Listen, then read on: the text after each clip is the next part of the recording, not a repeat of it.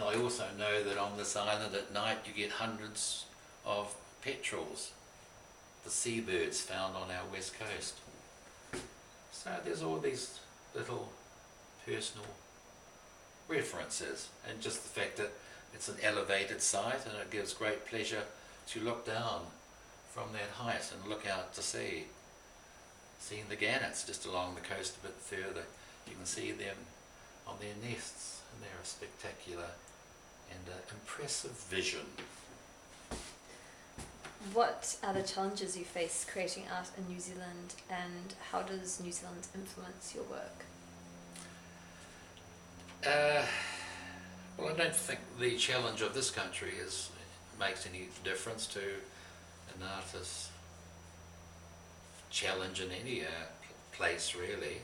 I don't think so, except perhaps we're a bit further away from a market. We have a smaller market as well, just from a practical point of view. You do have smaller people to sell your art to, and if people do look at it, that's just a pragmatic problem. But we do have the benefits of the wildlife that I enjoy. Most artists in big cities don't have that, do they? You think of London, New York, there's just nothing to see in the immediate city or nearby. You have to go a long way to find unspoilt nature, which is my topic often. What excites you most about going to New York? I suppose just the fact of it being such an interesting place.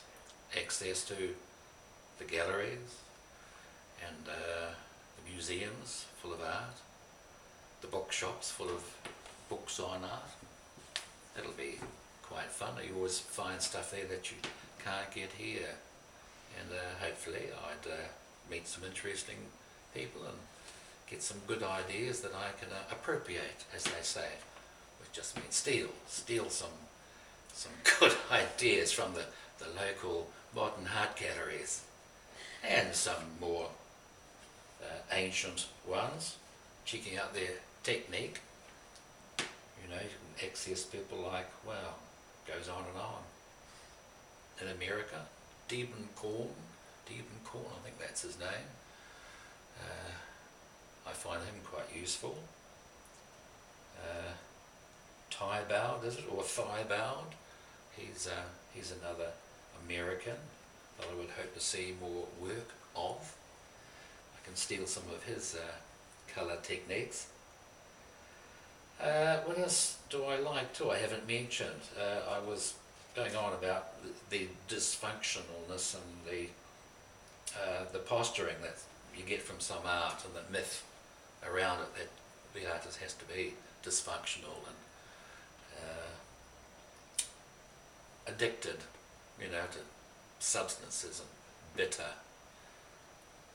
You don't have to do that at all. But I confess I do like the biomorphic works. People like Bacon and Sutherland, he's another Englishman, and the colour graphics of McCann and those other Americans that I mentioned. I think they influence my work. I don't want to miss them out. Oh, and also historical people like Rembrandt and Holbein and Wyeth, a bit more modern. See, people like that have got great craft and flair. That helps. So back to New York. What do you hope to bring to the exhibition? Who knows? I've written down here on my notes, you can't really compete, I wonder, in a country which is awash with American artists and American art. So I think all you can offer is a slightly different view of the world, obviously a local one, and then hope for some response from the locals in a fickle time and place, I've written here, which I quite liked. And also, all art is provincial, actually. People say that it should be universal. Well, there's actually no such thing, largely. It takes time and excellence of place, really, before that happens. So meanwhile, hopefully our local provincial New Zealand art will be found to be of interest and attractive to Americans or whoever happens to be over there and wants to come and have a look. What do you think of the Flagstaff Gallery bringing contemporary New Zealand art to New York? I don't know if I'd call it contemporary as such, really, because I don't know if its audience is after modern art. I think it likes well-known art, which is fine, but as such, I don't know if it's necessarily contemporary. Modern art, for instance, isn't quite what you have at the Flagstaff, because modern art is more aggressive and ugly and boundary pushing. And you don't see your art as this? Not as such, no. I think, as I said before, it's more affirmative. It's more offering something that is appealing and pleasing to the eye, such as this. This as such isn't boundary pushing. Perhaps this piece over here is a bit more unusual. That's painting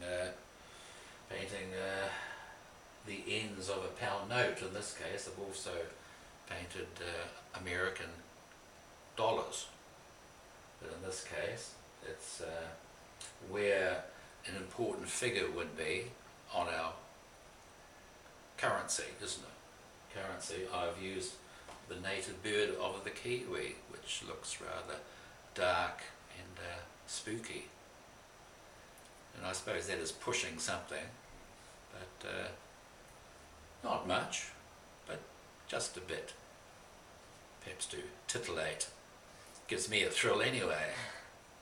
We'll see what the audience thinks when they see it. Great, thank you very much, Russell. Best of luck for New York. It's been a pleasure. Come again.